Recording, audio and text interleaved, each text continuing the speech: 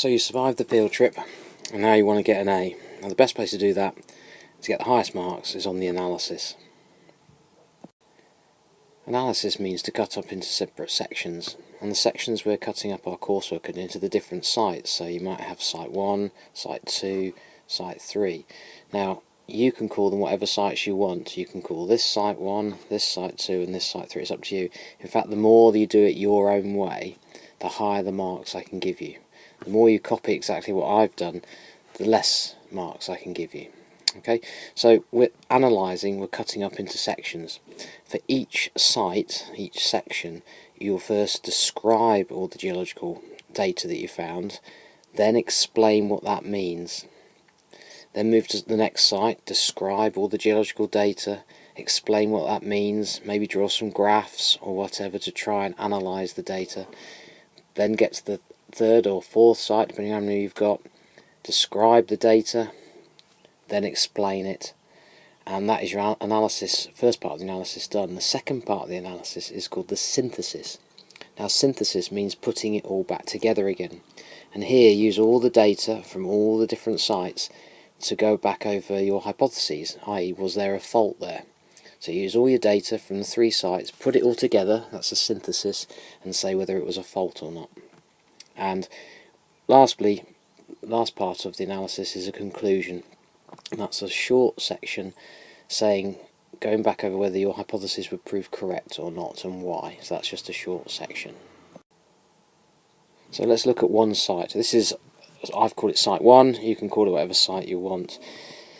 On the web, on the Nappa section of the website, I've put a PowerPoint, and on the PowerPoint is this photograph annotated with some measurements in a box here and some observations.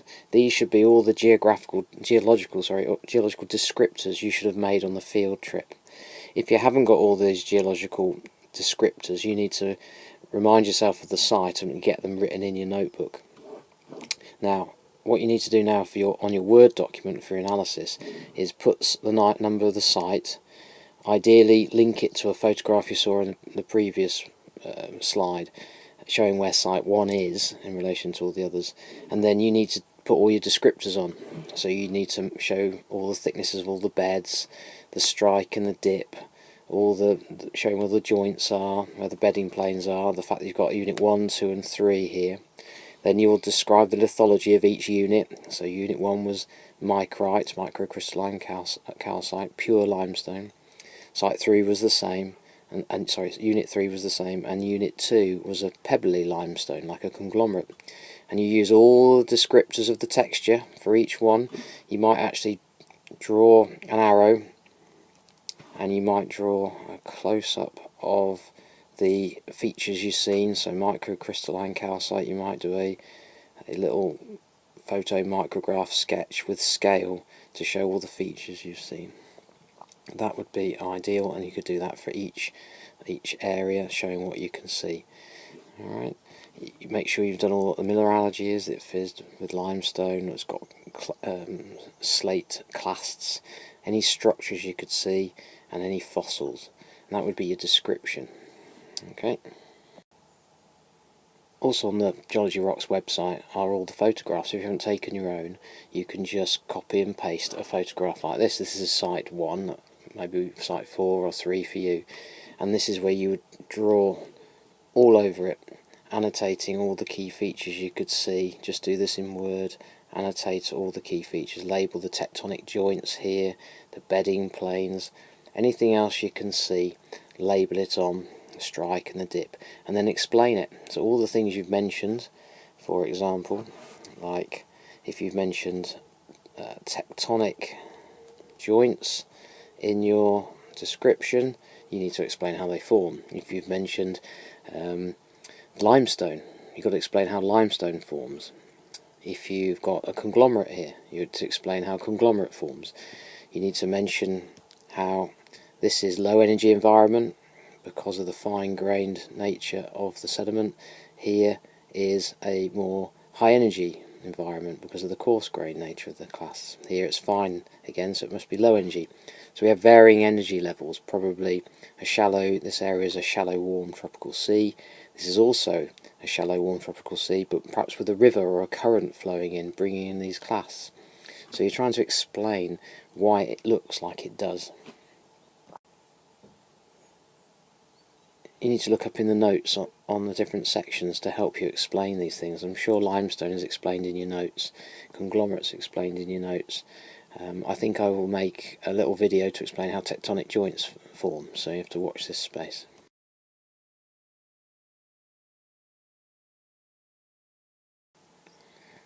So, taking each section at a time, we're now on to Site 2, and Site 2 was where you have a contact along this line, an unconformable contact, an unconformity, an erosion surface between the horizontal limestones, these of Carboniferous age at the top here, and these rocks underneath are totally different. They don't conform. They are a conglomerate or a breccia. Again, these are all the descriptors that you should have in your notes. If you haven't got them in your notebook, get them in your notebook. These are all the observations you should have made about the rocks. Remember, we did find fossils in this limestone, and all these clasts we measured all the sizes and the orientations as well. So here's a photograph from the internet, from Geology Rocks. You can use this to label in all your features. You have, for example, the unconformity, the erosion surface, the horizontally bedded limestones, the vertical joints 90 degrees to the bedding planes. You have then to make sure you can describe all the features of the breccia. In the limestone, this is a close-up of the fossil. This measures about 2 or 3 centimetres across. It's a colonial coral. These lines that you can see radiating out here are the septa, and this is what holds the whole animal, so it keeps its structure. Once you've described all these features, you need to explain what does a coral tell you? Where did a coral live? What was the environment like? A more detailed diagram of the breccia is seen here. You can see again all the measurements needed to be recorded and all the observations to be made. Now these breccias are formed in a completely different environment to the limestone. The limestone is a warm, shallow tropical sea where the water is evaporating and the calcite comes out of solution and precipitates out. Here this is a very high energy environment. We've got massive blocks or clasts here, all of different shapes. Some of them are elongated and angular, some of them are more rounded. So once you've described it, how did this feature form? What can cause such a large clasts be transported? One bit of analysis we did to help us explain how they formed was the orientation of the long axis. Now you should have all this filled in with your tally chart. So here you should have tallies of how many were in each of these, for example, each of these orientations, each one of these groups of orientations. Now, once you've marked them all in, you need to then work out how many you had. You don't have to have 50, you should have 25, and what you need to do is get a percentage. So if, for example, we had in this one 4, that would be, times it by 4 to get 100 out of 100, that would be 16%. Okay, 16%. And what we do is we transfer it to, so once you've worked all these out, that's a 4 again, that would be 16%.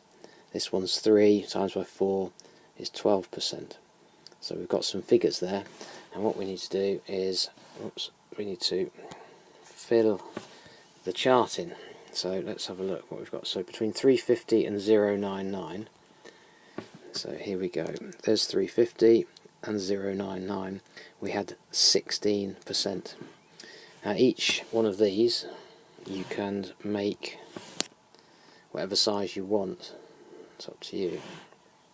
So let's have a look. If we make each one about 1 or 2%, if it was 2%, so 2, 4, 6, 8, 10, 12, 14, 16. So we would shade in, let's see where we were again, 2, 4, 6, 8, 10, 12, 14, 16. We'd shade in that line, all of that sector there, between those 2 points, we'd shade in and that would be our first point, and you were up to there. And then we carry on doing that until eventually you had something looking like this. Okay. Now on our one we will only done one side, so what I mean by that, an orientation, a strike has two angles, so we would have to do exactly the same to the other side, the same number. So this would be 170 to 190 is the complete 180 degrees opposite of that. We'd have to have 1, 2, 4, 6, 8, 10, 12, 14, 16. So we'd have to draw in our line here and shade it in exactly the same amount on the other side, because you don't know which way the class was pointing. It has two directions. And so eventually you'd have a diagram like this. If, as in this one, they're all lined up in one orientation, you can probably tell that the medium that was transporting these particles had a flow to them, was like a river, was flowing in one direction. If they were more randomly orientated, it would probably indicate like a landslide or a debris avalanche, something like that. So you can try and work out what caused the breccia to form.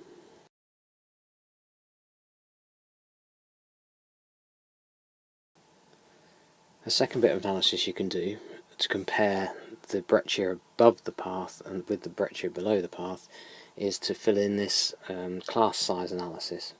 And when we took the orientations, we also took a measurement of the sizes, and these are the size ranges that you can have in the sediment.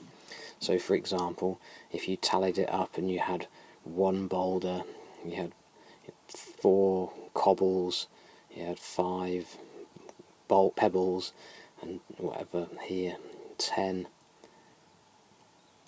granules.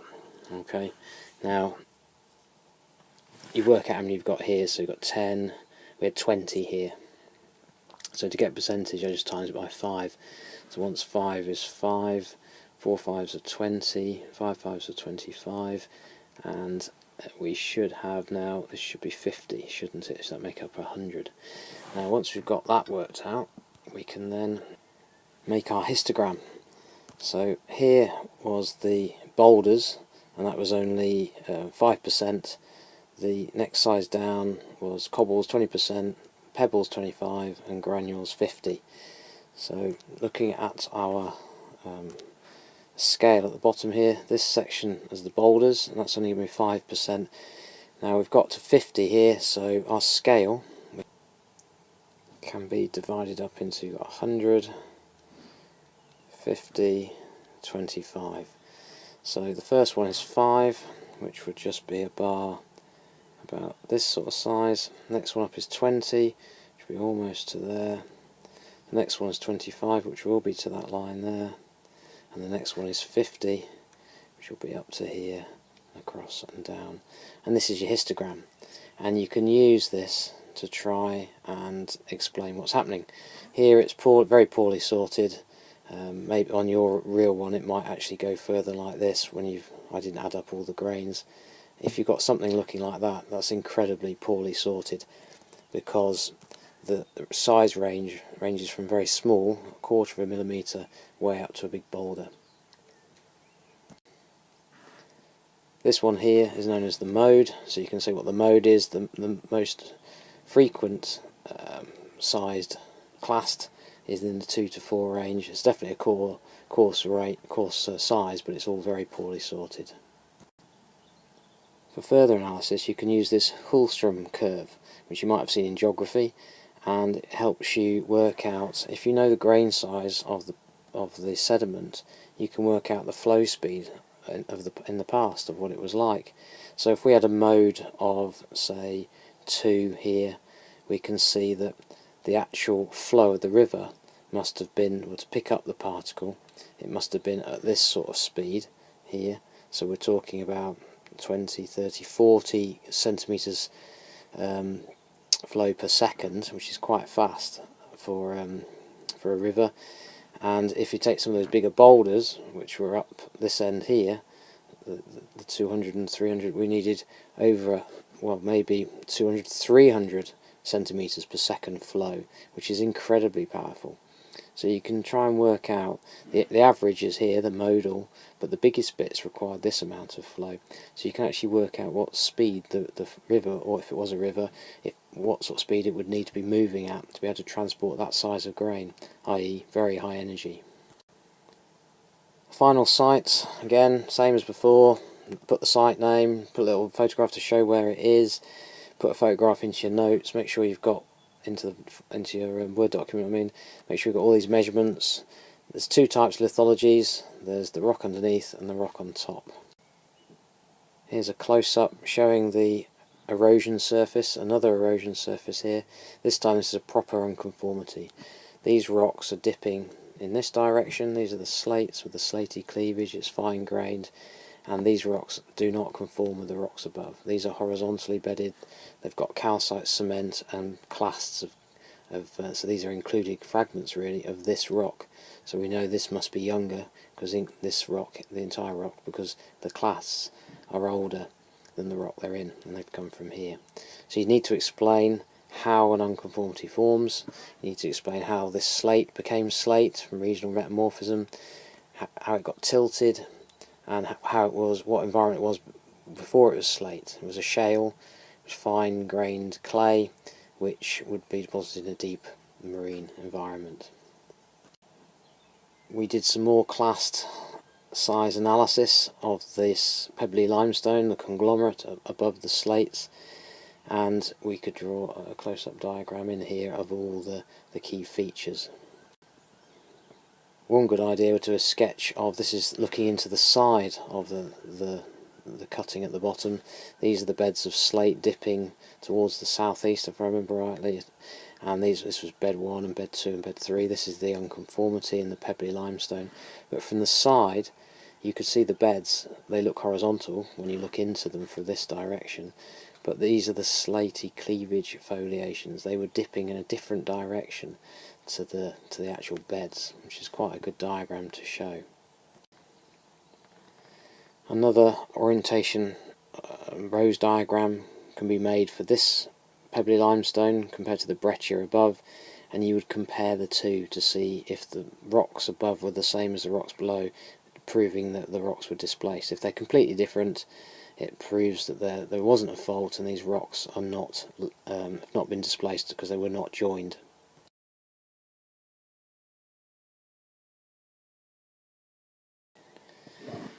If you do another class size analysis, you can make another histogram. Again, you can then compare the histograms of the two sites to see if they look the same. Is it as poorly sorted?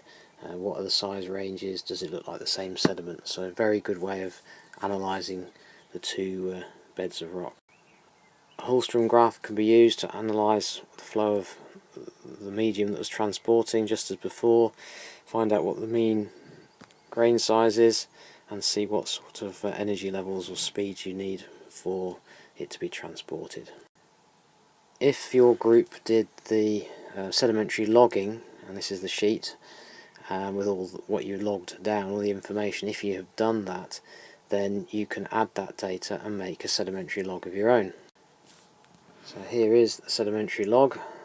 It's got the grain sizes across the bottom, and at the side here it's got millimeters or centimeters, sorry, a scale, and you can draw in. So for example, if the first bed, let's make it a bit bigger, if the first bed was, say for example, fine grained, we draw the line here, and if it was 100 centimeters thick, you'd draw it across like that. That's what it looks like, and you'd write in, I think this one was the thickness, so that might be 64 for example, and this was the bed 1, and then you'd use the key which are given you on the field trip. Like if it was clay minerals, you just draw the key in like that. If there are any fossils, you draw them in here, over on this side here, and then you carry on to the next one. I think the next bed was the same, pretty much a bit less thick, same. One after that was the same again. It was 3 beds, so bed 2, bed 3, you put the different thicknesses in. However, bed 4 was much thicker, and you need to then draw. I'd rub out that one, and it was a coarse grained sediment for about this thick, and you can see this is the undulating erosion surface. I just draw one line there to make it look, and it's a conglomerate. You draw the appropriate, that's sped 4 appropriate thing, and then you get a sedimentary log. And if you compare that to the one above the path, you can see if they're the same. I gave you these sheets on the field trip. These are the things to be using for grain size, for describing sorting. So this is the sorting sheet, the angularity or roundness of the particles, the grain size, and whether it is grain supported or matrix supported. Here is the key. If you were filling out a graphic log, you'd use all the features on this key. Some of the ones we've used would be the mudstones and claystones, that's the little key there, the limestone there, conglomerates there, the corals there, and you can use all those onto your diagram. So that's the analysis then. So the analysis involves describing all the geology in each site using photographs and sketches, explaining or interpreting the data you found in each site using photographs and sketches. Once you've done all 3 or 4 sites, done all the rows diagrams and all the histograms, etc., you then put it into a synthesis. You put all the information together, compare the 2 rows diagrams, compare the 2 histograms you've drawn, compare the graphic logs or sedimentary logs you've drawn, and then suggest if they are the same beds or not, whether a fault existed, whether you found fault breccia, whether you found mineralization, etc. And finally, just a very short sentence or 2, was your hypothesis proved or disproved, and what was the main reason? And that is your analysis. Once you've done your analysis, you have the evaluation to do, and that will be a separate video to help explain.